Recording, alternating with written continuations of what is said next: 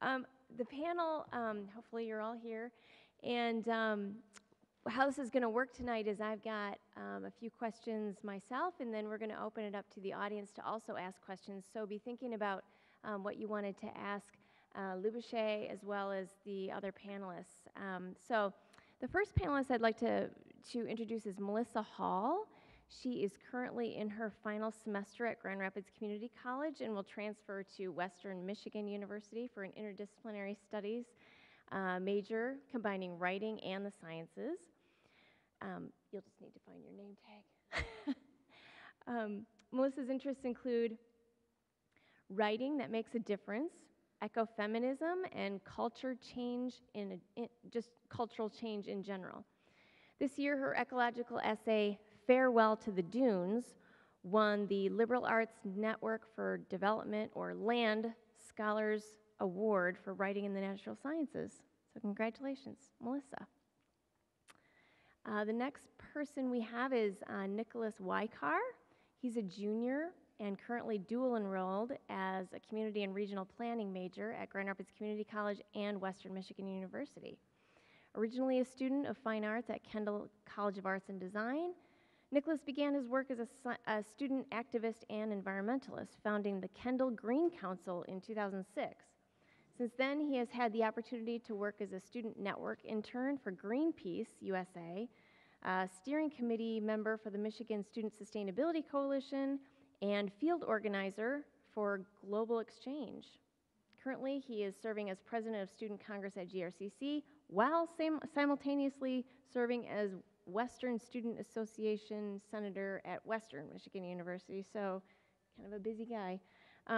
Most recently, Nick began working as a field organizer in the Michigan 6th District to defend the EPA and the Clean Air Act on behalf of the Energy Action Council, or Coalition, sorry. The third panelist is Hardeep Singh. He is a graduate of Grand Rapids Community College and currently a senior at Grand Valley State University, majoring in marketing. At the same time, Hardeep is an aspiring entrepreneur who is currently working on a startup called Rethink Water. Rethink Water has participated in numerous business competitions with great results.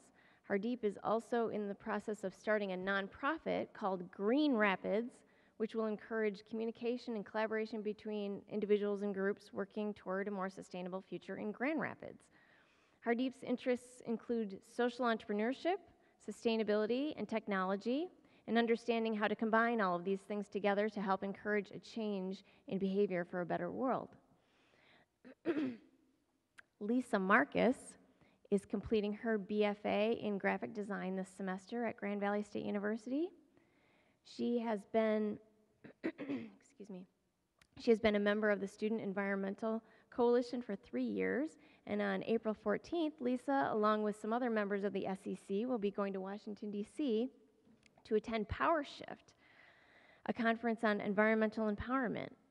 Being a graphic designer, Lisa has used the field of design to inform and inspire sustainable action. As part of her senior graphic design project, she's composed 6 posters describing the ocean garbage patch issue and its effects. Lisa is also interning at the West Michigan Environmental Action Council and providing graphic design services. And last but not least, Rena Spadacini is a senior at Grand Valley State University. She's currently serving her 2nd year as president for the Humane Society of Grand Valley. She co-founded this organization in the fall of 2009 to address the absence of welfare initiatives for animals on campus and in the community. The students of this organization are very active in such initiatives as raising funds for the National End Dog Fighting campaign, engaging lawmakers on local, state, and federal legislation that impacts animals, and driving Grand Valley to become the first university in Michigan to exclusively serve cage-free eggs. Lena's leadership on climate change solutions has earned her a place on the Global Climate Champions Board, a youth-focused partnership between the Will Stager Foundation and the British Council. This deep concern for the state of our environment and the beings with which we share this planet has Lena dedicated to changing the world in her 20s and beyond. Nice segue. Welcome to all of you, very accomplished people. And we're so honored to have you on our panel today, along with, of course, our author, Libuse. As I said, I've got some questions here, and then I'll turn it over to the audience and for you to ask any questions that you have as well. So the first one is really just more for the students. What about Libuse's book resonated with you? And just jump in. We're not going to go down the line or anything like that.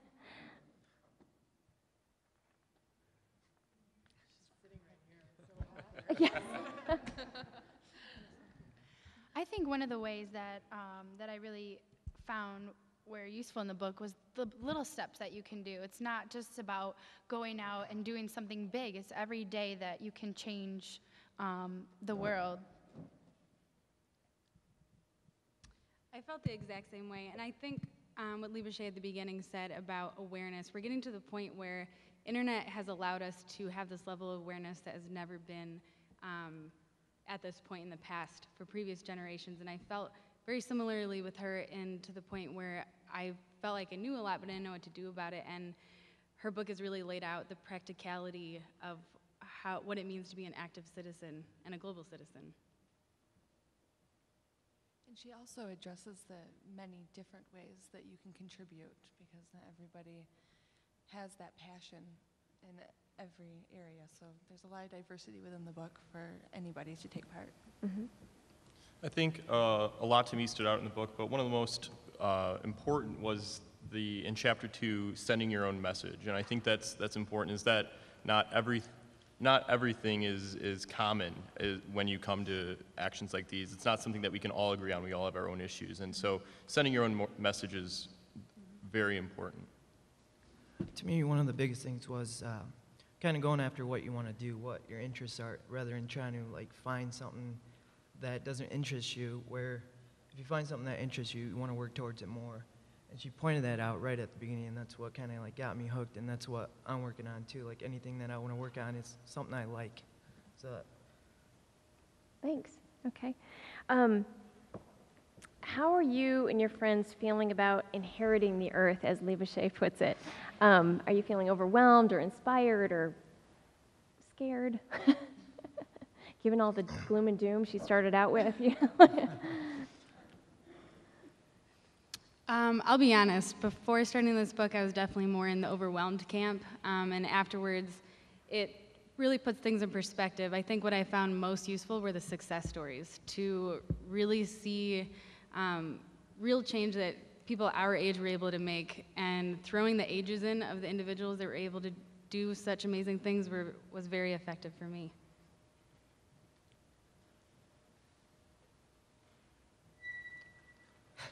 Go ahead. Oh, thank you. So I would also say that, you know, when I first began, I was really eager to get involved, maybe too eager to get right off the jumping blocks, but also it's overwhelming. When you get into this type of work, you really learn quick that there's a lot and you have to pick your priorities. And so for me, it's not just my personal feelings, but almost everyone I've encountered at different times, they can be, whether it's excited or overwhelmed or apathetic. It seems that almost everyone can embody those different feelings at different times. It's important to kind of understand that and help our friends and peers and each other, because it's not always going to be a simple answer. Mm-hmm. Mm-hmm. Yeah, Go ahead. to me, it's a mixture of basically all three. Even when I talk to my friends, you know, everyone has their own feelings. Lately, with everything that's been going on, I've been feeling more inspired and motivated to actually take action, do something about it, rather than sit back and just watch everything happen.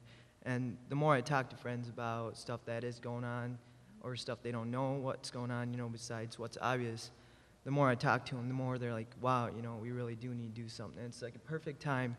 Everything's coming together. So many resources available anywhere you go. It's like, you got to do something about it.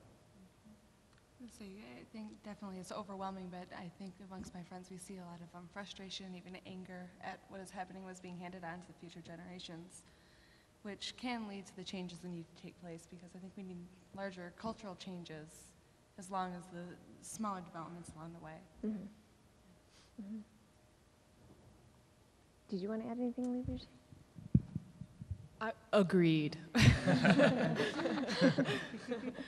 Yeah, I mean, I think, just the fact that we're all working together, and it's so encouraging. I can't tell you how encouraging it is, having had this little tiny nugget of an idea for 8 years, and mostly just working on this by myself for the greater part of 6 years, and then finally being able to talk to people like you who are just so inspiring, and it just reinforces my faith in the future, and how possible, how within reach a lot of these solutions are. And so I would say, that it's really important that we just keep helping each other and encouraging each other. Nobody wins if we turn into a competition. It's not a competition. And that's not to say we can't make money, my young businessman friend over here. But, just the idea that we really are all in this together. Great. When you look ahead and try to imagine a healthy, happy future, what does that future look like to you? I imagine communities working together and people informing others, because a lot of the time most communities aren't informed about what's really going on. And I feel that people should trust each other and the knowledge that gets brought up, because when you don't know, you're ignorant. And going on that note, I also envision a future that where we reach a point where we realize we're not the sole beneficiaries of this earth, and if we are to subsist, we need to begin to live with a level of consciousness that acknowledges the interconnectedness not only of our own communities and between one another, but also the living creatures that share this planet. We are unable to sustain if we don't have ecosystems in balance as well. Yeah, along those lines, I would really like to see a future where society has more of a relationship with their land base, and kind of see a halt to the globalization that we see now, because previously, historically, civilizations slowed down or fell because they could only stretch so far to exploit the resources around them. But now we're on such a global level that it's happening on a global level. We're exploiting it, and it's going to come crashing down around us eventually if we don't stop it before then. So we really need to start building up those healthy relationships with our land bases at this time before it's too late. I think my friend down here touched on it earlier, but I think part of a happy and healthy future is global enlightenment. And we're approaching that rapidly with the internet and the expanse. We're seeing people coming online in Egypt and other places around the world and taking action. And really what it is as more and more people become connected, they're going to be holding not only their governments but also corporations accountable to make the right decisions. And I think that's a really big part of having that happy and healthy future, is having that free flow of information. And that's kind of, when I envision it, that's how I see it. And I would just add to that the idea of equitable education for everybody, and that there's access to basic needs and basic health care. And I think that, I believe it was Gandhi who said, the people that, I'm paraphrasing, the people who sort of are worrying about some of these larger big picture issues, they're the people with the full bellies.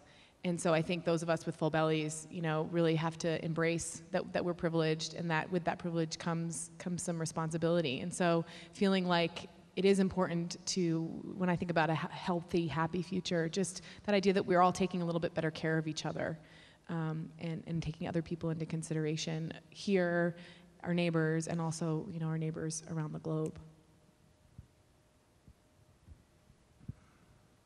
Okay, what role do you see art, music, literature, or even sports having in helping to bring about social and cultural change that can move us towards sustainability?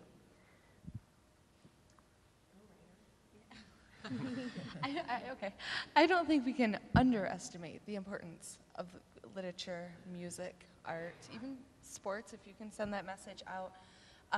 Historically, change has been made through the arts, and that's how we've preserved history throughout time. And I think that, you've got the people who read, you've got people who don't ever pick up a book, but who may listen to the radio and be interested in music or videos and film. There's just so many ways to get your message out there through the arts, and it's just very important to do that and get your voice heard. I think there's so many examples in our society of how important art and culture and music and those elements have on social change movements like these. Whether it be like the No Nukes concert in the 1970s, or Vote or Die campaign, or Woodstock, or installations done by environmental artists like Jackie Bruckner. There's just so many different avenues we can take to try to present these issues to a wider mass. And I think really you can't quantify how important and how effective art and design can be. Even in the design of simple products that we use in our everyday lives, it can actually dictate the patterns and choices people make without them knowing it, and that's huge. Oh.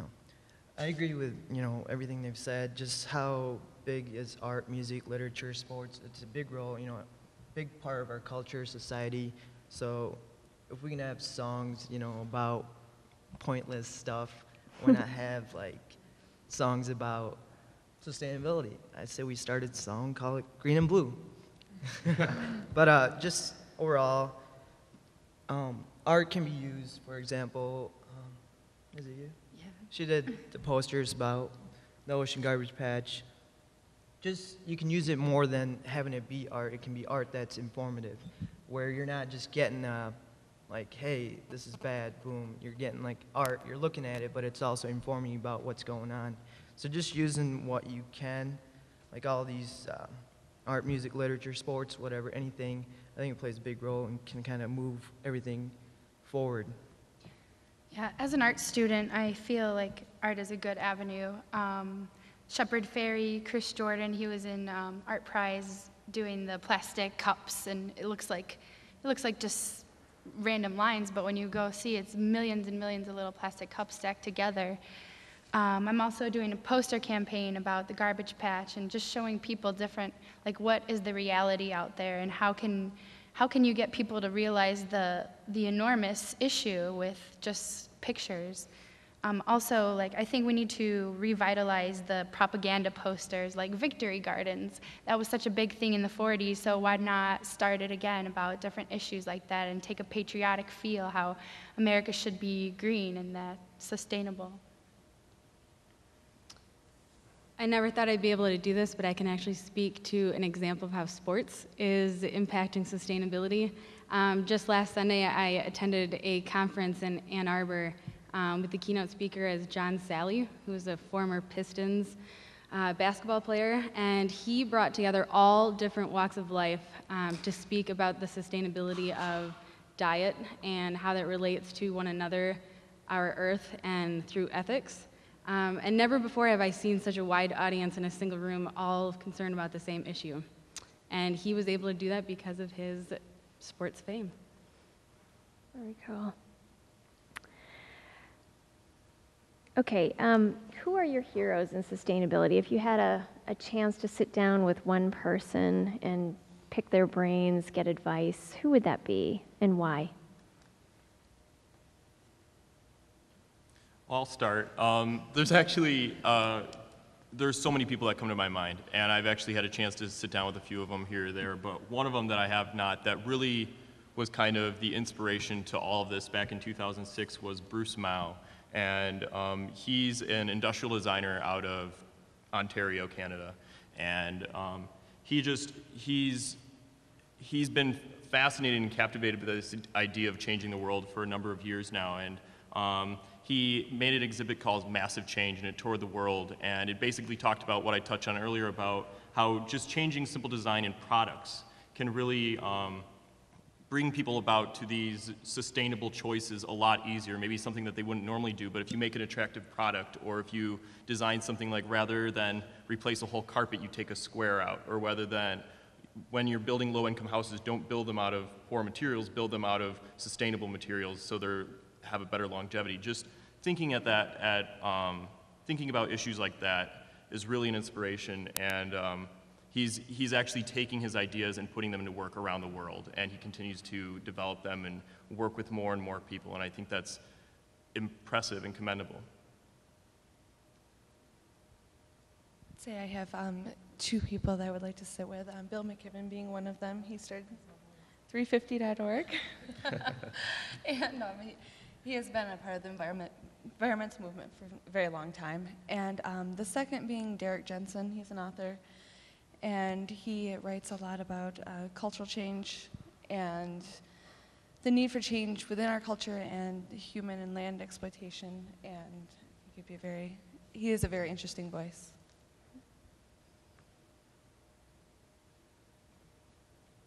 I would like to talk to Majora Carter. She revitalized the Bronx in New York, taking spaces that are just decrepit and turning them into gardens for people to learn about agriculture. And I think we kind of need to do that in Grand Rapids. There's so many areas that are overgrown and unused, and we need to spread positive impact on there and take it into our communities and actually use the space for sustainable practices.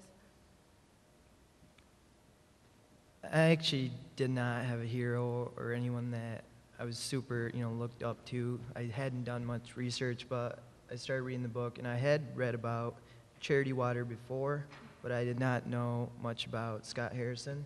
And after reading that, I kind of looked up more about him, and I think I just find it interesting that, he had this life, he was making money, what most people just set out to do, and then next thing you know, he's like not happy with his life, not happy where he's at. So he just changes everything, and next thing you know, he's doing on mercy ships, part of that, taking photographs, and then he wants to go back. Like 2 years later, he starts Charity Water. Now it's so big, and what they're doing, kind of makes me want to do more and more. Like every day, it's like, hey, I don't have enough time to do this. I want to do this. I don't want to go work at a job. I just want to focus, try to get this done. And someone at the very top of my list would be John Robbins. And at one point in his life, he might have been known for being the son of the founder for the Baskin-Robbins ice cream empire, but instead he chose to pursue a deeper calling. And as he writes, it's the dream of a society at peace with its conscience because it respects and lives in harmony with all life forms, a dream of a society that is truly healthful, practicing a wise and compassionate stewardship of a balanced ecosystem. John Robbins is the national bestseller, Diet for a New America, and he also most recently wrote The Food Revolution, which definitely explores the sustainability of diet as it is one of the leading causes of greenhouse gases in the world right now. Libuse, did you have someone that? Sure. Does anybody else? I was waiting for people to take mine. I have a couple. I'll just list them. But Rachel Carson, who famously wrote Silent Spring, Barbara Kingsolver. I actually fell in love with Barbara Kingsolver. Her writing style. She wrote a bunch of fiction books, and I really loved them. And then she went off on a couple of more environmentally focused, social justice focused essays, and then a project where she ate locally for a year. This book called Animal Vegetable Miracle. I think she's really a beautiful writer. Tom Hartman, some of you may have heard of. He writes about political issues and also about environmental issues. And Paul Hawken, who is a big proponent of the Natural Step sustainability framework. He's written several books, including a book that I highly recommend called Blessed Unrest. And we already got Bill McKibben, so I have to say Bill McKibben, gave me that nice thing on the front of my book and everything, so. But he is one of my heroes as well. Okay. What other ways besides what was mentioned in the book that you would say people your age could do to change the world? The book was pretty broad-reaching. I understand why that might be a hard question to answer, but did it inspire you to think outside of what was already mentioned in the book? Well, just coming off of your suggestions, of course, is just being involved. And one thing that has really touched me is education, both on the grade school level. I think there's a lot of miseducation that happens within our public school system that really needs to be addressed, and it needs to be fixed so that our kids are have this understanding that they're going to need for what our society and our culture, what that they're going to be entering into. They need to know what's happening, and I really think that gets kept from them. And also on the higher levels, upper grades of college and universities, I really think we need to push to stop the experiments within labs and the treatment of the animals. I know it's just disgusting, and it's so widespread what's happening in these labs, and it doesn't even need to be going on. So I think people our age who are on these campuses, we have a voice to say, you know, if we're going to be giving you our money and coming to your schools, then we're going to demand that this doesn't happen any longer, and we can do that if we do it as one voice. I know you mentioned Power Shift in your book, but I have to give a little plug. Power Shift is happening again in 2 weeks, and it's an environmental conference on environmental issues and workshops, and Al Gore speaking, as well as Lisa Jackson, and we have a couple spots open, so if you really feel like you want to get involved and actually do something really positive. Also, there's like a rally on Capitol Hill where we wear green hard hats. Please talk to me if you're interested. It's a great opportunity. I went a couple of years ago, and it changed my life. I just want to, I'm allowed to edit my book, right? Next edition. I just want to add to that as I've been traveling, one of the things that I'm noticing as a pretty common characteristic of successful initiatives is that they are student-driven. And so just that, you know, anything that you're interested in, you can start. And if you have enough energy and enough like-minded folks with different skill sets that you are able to gather around you, you can really achieve anything that you set your mind to. And I'm seeing this, that was sort of my hypothesis when I wrote the book, that the student initiatives would be, driven initiatives would be the most successful, and that is actually playing out on campuses all over the country. For me, this was a difficult question because the book is so wide in its approach, as well as also I don't want to insist that people recreate the wheel. There's a lot of things that are already going on, but one of the most promising ways people could change the world that maybe not be focused on so much in this book is to do it with people outside of the 20s age range. You were right that absolutely that. Young people, college-age people have a lot of energy, and they're very successful in their campaigns and leading them. But some of the work that I'm doing right now in the 6th District of Michigan, it's proving that we can't do that work without helping or getting in contact with both the younger people and the older people. And when you have the energy, this is why it's so great to be doing this type of work in your 20s, is because you have the energy. This is the time you have it, and it's infectious. So when you do this type of work, other people feed off of your energy. And it really is inspirational, and you'd be amazed at the work that you can accomplish just by reaching out and going out of your comfort zone, communicating, finding common ground, and having fun. So absolutely, just be in contact with as many people as you can. There's nothing wrong with that. I have nothing against people who aren't in their 20s. I'm not in my 20s anymore, so. But I think that, yeah, I mean, I think it's really important, and I mentioned this a little bit, but finding mentors, finding other people who are already working in these fields, and asking them for advice and help so that we can build on the knowledge base that already exists out there, which is pretty vast already. Which is a wonderful segue into my next question, actually. As someone who's no longer in her 20s either, I wondered what your perspectives were on reaching over the age, differences, the geographic, the racial and ethnic, the socioeconomic boundaries to change the world together. What are your thoughts on that? I think due to our global society, we have global problems, and we really do need to be reaching across borders and working together to solve those problems. And even within our communities, previously, like Vietnam, you had the younger people. It's always been a generational thing where the youth are uprising. And I think now we're seeing these problems where everybody's being affected. And the youth may have the energy, but the people who are in their 30s, 40s, 50s, they have more political clout, and they have more experience to know where that energy needs to be focused. So by all means, it's a great idea to work across generations. I think it's important to remember that nobody achieved anything without taking risks. And part of doing this work and trying to see change through is taking a lot of risks. And that's a big thing to do. And it's important because not everyone considers things like the environment to be a priority. So a lot of times you're opening yourself up to a lot of risk just by going and talking to people. And it's okay, you're not always gonna be successful, you're not always gonna see eye to eye with people, but again, like I said, you can find that common ground, and really the biggest step is the first step. And after you do that, it's a whole lot easier. Yeah, I definitely agree with everything both of them said.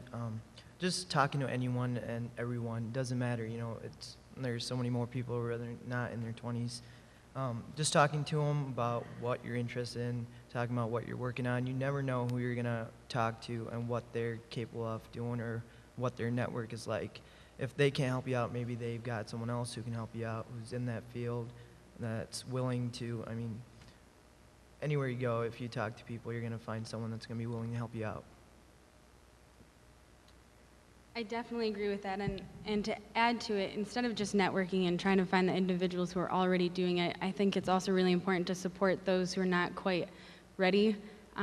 Lifestyle changes are where grassroots begin, and I feel like, especially at this age, we feel the bureaucracy in politics. Things take a long time, but lifestyle changes are something we can walk out this door today and incorporate into our lives, but it's going to be hard to do if we don't support one another in those types of changes. Well, you've got these people in the audience's attention right now. What is one challenge that you would throw out to individuals in the audience tonight? All of you.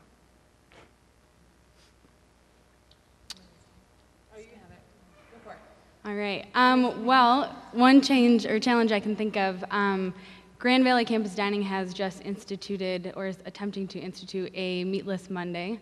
And I'd like to challenge everyone to consider supporting this initiative for many reasons. But if we're going to speak strictly environmental reasons, the United Nations Food and Agriculture Association just came out in 2006 with a report that said animal agriculture is the #1 leading cause of greenhouse gas emissions. And on top of that, it's incredibly wasteful. In comparison to 1 pound of meat, I have some stats here, it's 25,000 gallons of water, while 16 pounds of grain can feed 16 people with only 250 gallons of water.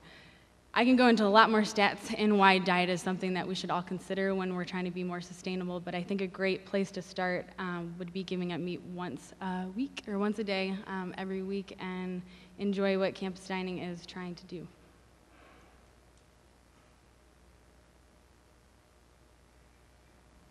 I'm going last. Second last. I challenge everyone to believe that they can make a difference.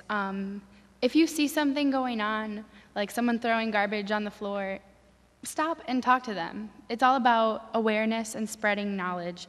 Lead by example. Do something and talk to someone why you're doing it. I know this is kind of gross, but sometimes I go into garbage cans and I take the plastic water bottles out of there and put it in the recycling, and I tell people, like, this is kind of sad that everyone's throwing this away, but when you do it, people realize that, wow, you are doing something that I can do, and then they start to do it.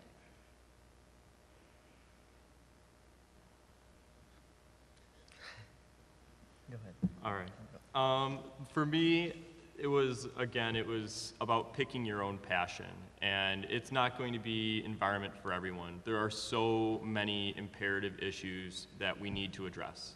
And so with that being said, it's important that everybody works towards their goals. And so pick your passion. And it's kind of funny because chapter 2, it kind of talked about a lot of these issues as electoral issues specifically. But I think the steps that were laid out in chapter 2 can be applied to, is it 2? 3? Excuse me.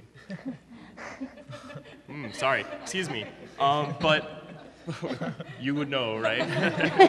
So no, I would say that absolutely those steps, in particular, they can be applied to any passion. It's not just environmental and trying to affect your elected leaders. It can be anything. So if you pick your passion, you can dip into the issues on the internet. You can enter the blogosphere. You can send your own message through avenues such as social media. Twitter especially is very effective because it's very easy to make a stink really quick. So just doing that and really just go with it, and again, take risks. That's the biggest thing I could advise, because you're not going to get anywhere otherwise. Yeah, I agree with just working on what you're passionate about and looking into that. Look up topics, do research, you know, just maybe hear a little bit here and there wherever you can. And then maybe share a fact that you found out with one person each day. It's that kind of multiplying effect that you share with someone, you know they might share it with a couple other people. Slowly, more people know about what's going on. Just kind of taking small steps. It doesn't have to be big. You don't have to try to save the world in one night. Just maybe focus on what's going on in your neighborhood. I had something. Wow. It got recycled. I'm sorry.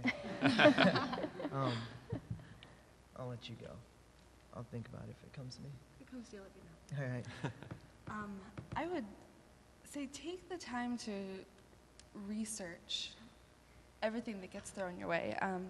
We live in a society right now where being green is very cool, and there's a lot of greenwashing going on, which means products are being sold as green, corporations are telling you they're green, and you're being told to do things that are green that are not green, and they're not helping anybody or the environment or any living things. So really take the time to research what you're doing, because if you're told to recycle electronics, well, they're recycled here, but they just get sent to other countries and put in their landfills.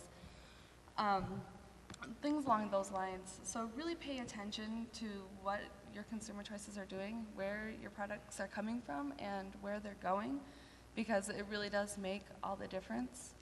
And aside from that is just make every effort to live a little lighter, because no matter how much green energy they come up with, it's not going to be enough to stop what has happened and the detriment to this planet. So really pay attention to not only your consumer choices, but also how you're living your lifestyle. I know it's a lot to ask, but it needs to be asked because it needs to be done. Use a refillable water bottle. Definitely. Big advocate for water. And just You stole mine. I'm sorry. No, she showed you that slide with the plastic bottle water. It's such a big problem going on. It's not just here, it's the whole world. If you can just get a refillable water bottle, I mean, people give them away for free. So just If you come to my talk tomorrow at GRCC, you get a free water bottle. There you go. So go there, get one, and use it, please. I would just say take one thing that struck you tonight that any of us have said or that you saw in the presentation, heard in the presentation, and commit to doing it for a month. And then in a month, commit to telling other people about it and maybe finding some like-minded people to join with to see what the next step is, how you can expand that one thing. Great. What are your questions, audience? There's a microphone here, and pay no attention to the camera in the back. Just come on up and ask a question.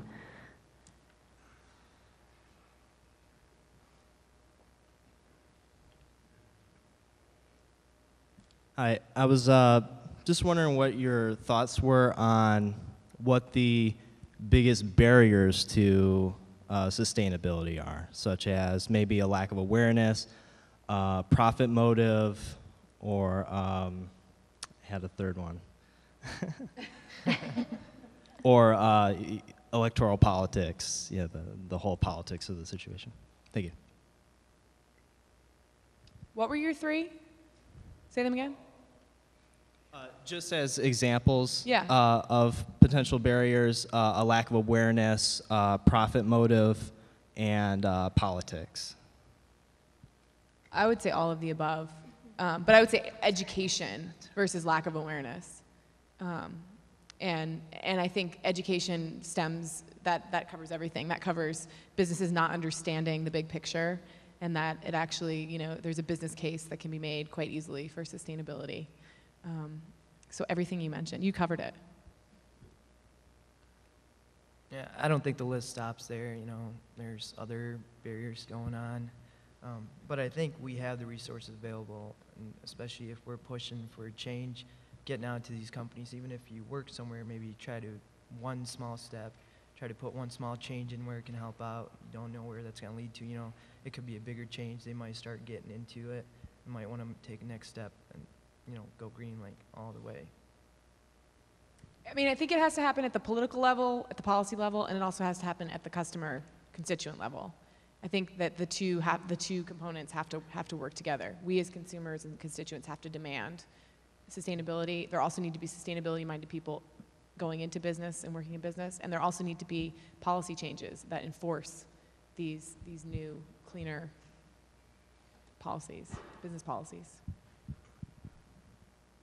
I feel like awareness is a big issue. People don't know what's going on. And a lot of people don't even know about the garbage patch in the ocean right now. And it's all about spreading this information. Even if it's your friend talking to them, it spreads like wildfire. And then after spreading awareness, there must be an element of action. Talking about the big issues and not having a game plan of how to addressing them. For example, like the garbage patch is really scary, but Lisa made it really clear if you go into a garbage can and take out the plastic, that's one step to decreasing or at least stabilizing the problem we've already created. So talking about the big issues and then aligning that with real actions that we can do starting right now. I think some of the biggest barriers to sustainability rest with individuals and the daily choices they make. And that could be anyone from the CEO at a large corporation who's choosing to mine raw minerals, or it could be Congressman Upton in the 6th District who's attacking the EPA and the Clean Air Act.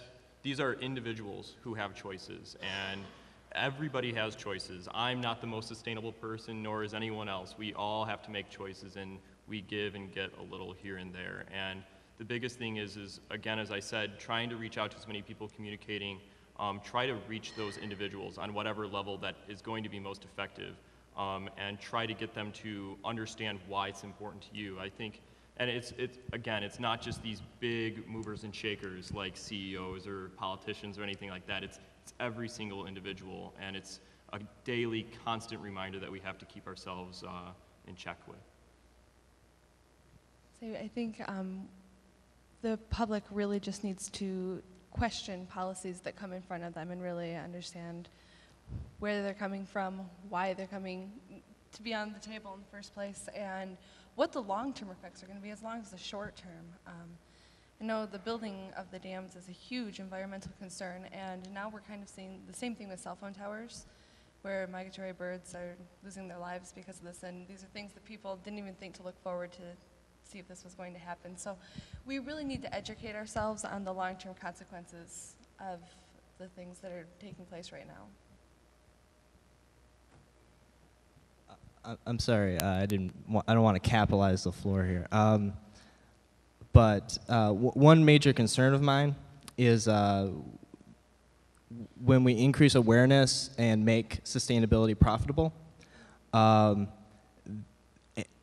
then businesses have a tendency to put a label on and meet minimum requirements and hide actual business practices because that is also profitable for them to do, to have a label and then not actually carry it out in any sort of practice.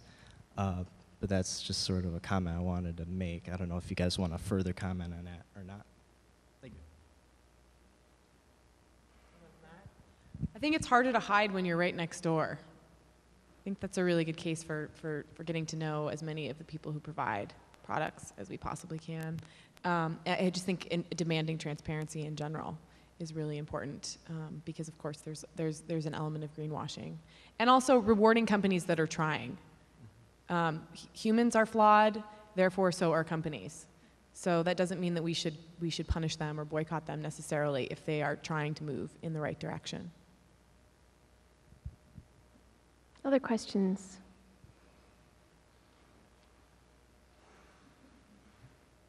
Yay, we have a line.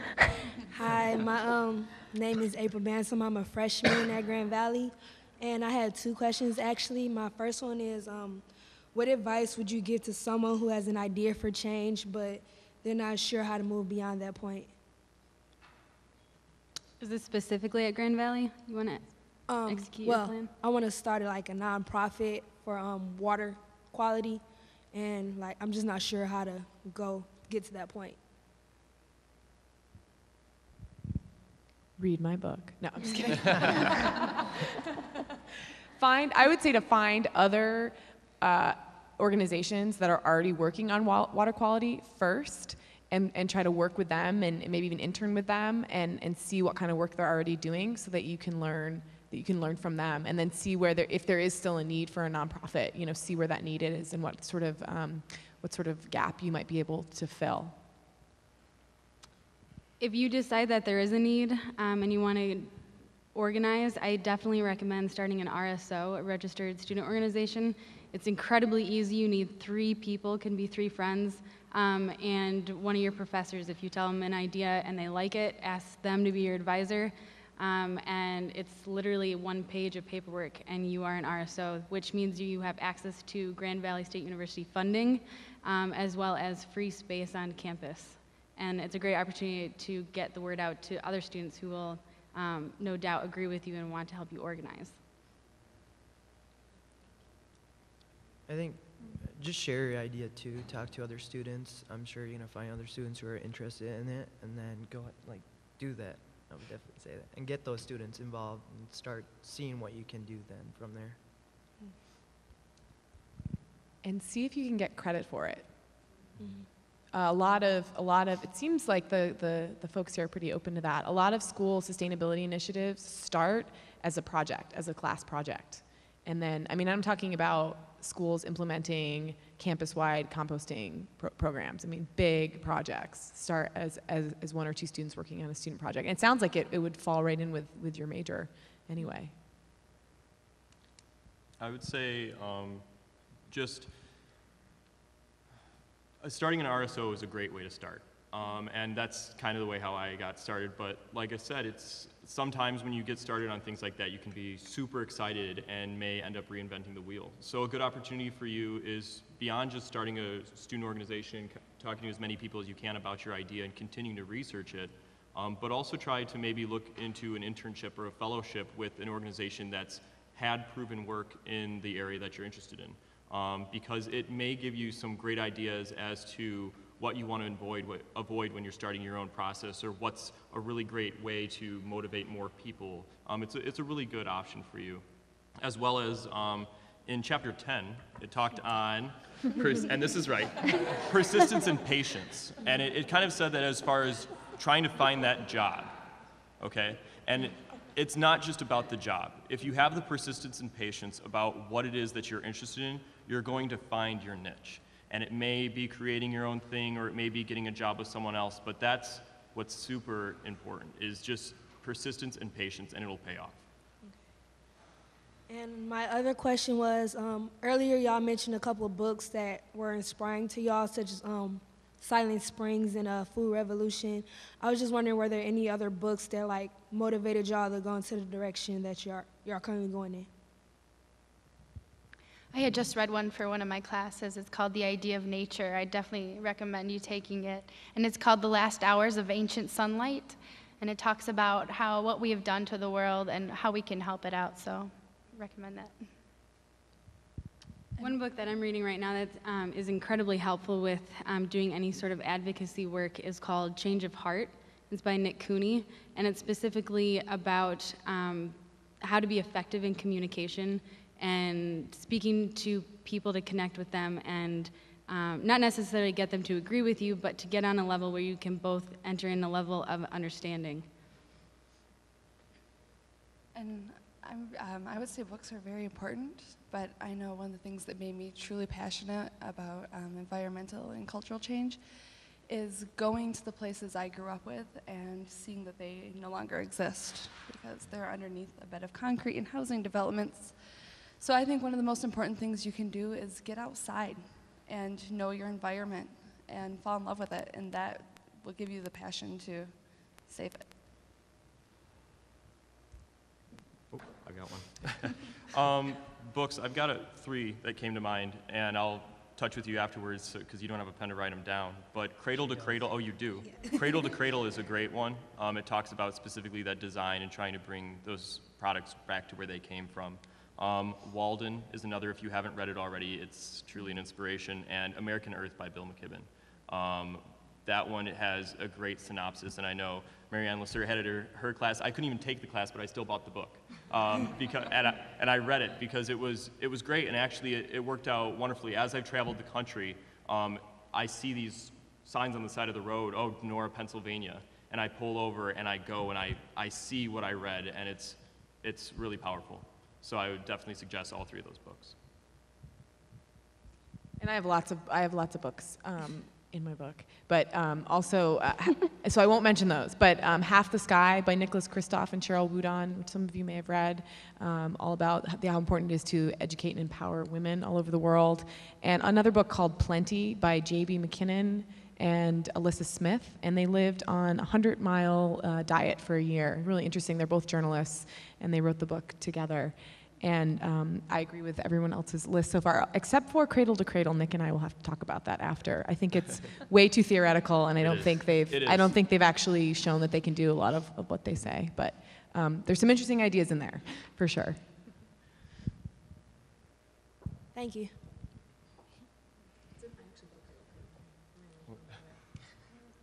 Hello, we are the co-presidents at Grand Rapids Community College's Biodiversity Club.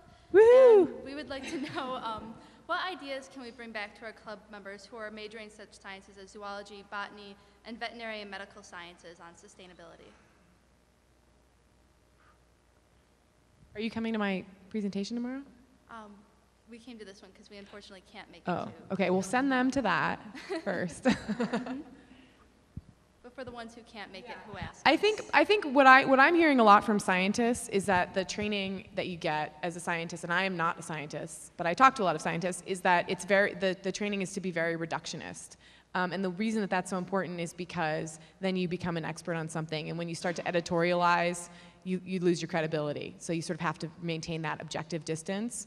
But a lot of the younger scientists that I'm friends with, and I've spoken to a lot about this, we talk about the idea that if we're just talking to ourselves, the scientists are just talking to themselves about all of these really disturbing ecosystem collapses that we're seeing all over the world, that we're just writing our own obituaries. And so how important it is as scientists, as young scientists, to not only be able to maintain your credibility and stay expert on what you are studying, but also to learn how to translate that information and to reach out to the general public.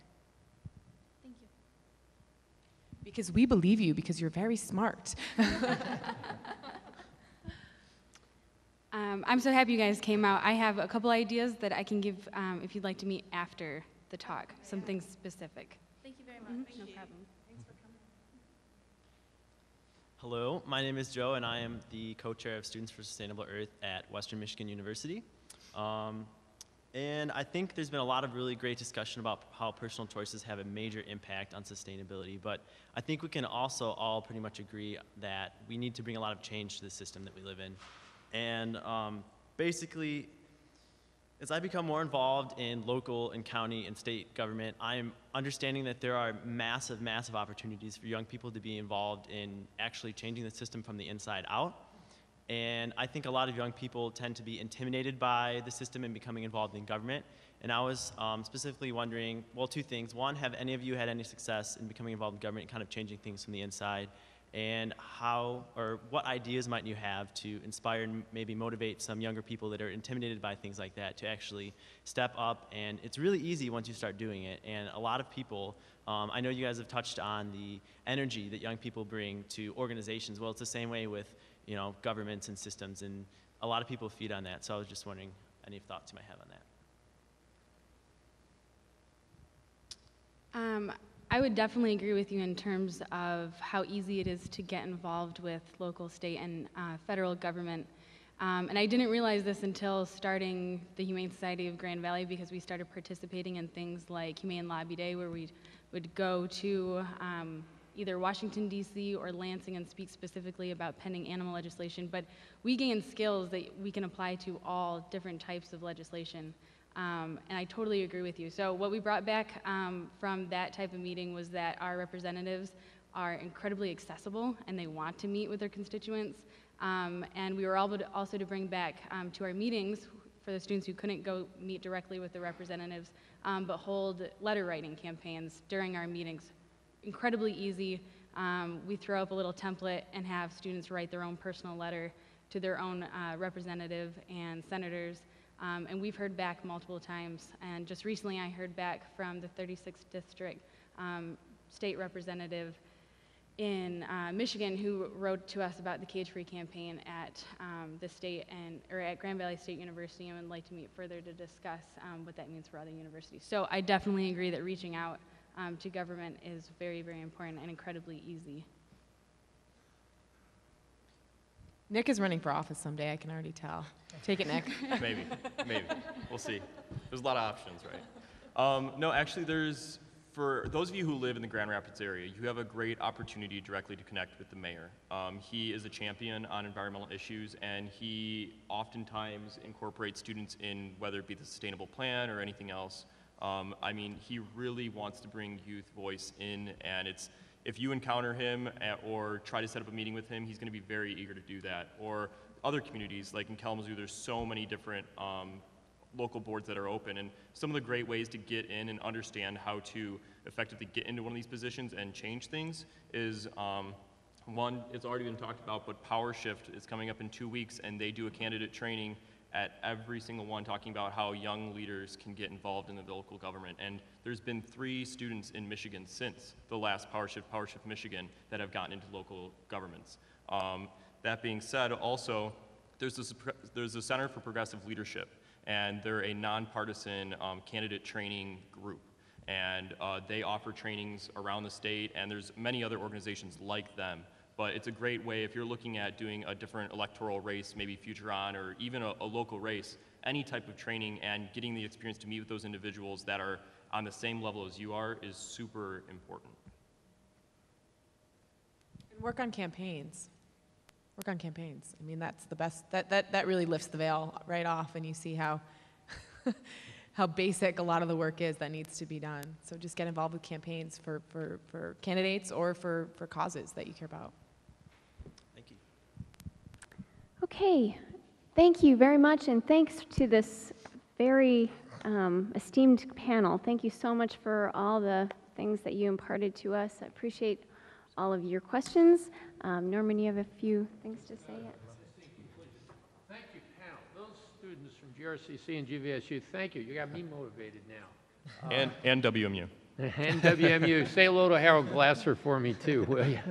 Yeah, this has just been great. We're coming away with really, really good ideas. Just in closing, I know that Libuse will be outside to chat with us. Please network a little bit. I just want to say, Andrea, stand up for a minute. You're the one who put all the logistics on for this tonight, so thank you.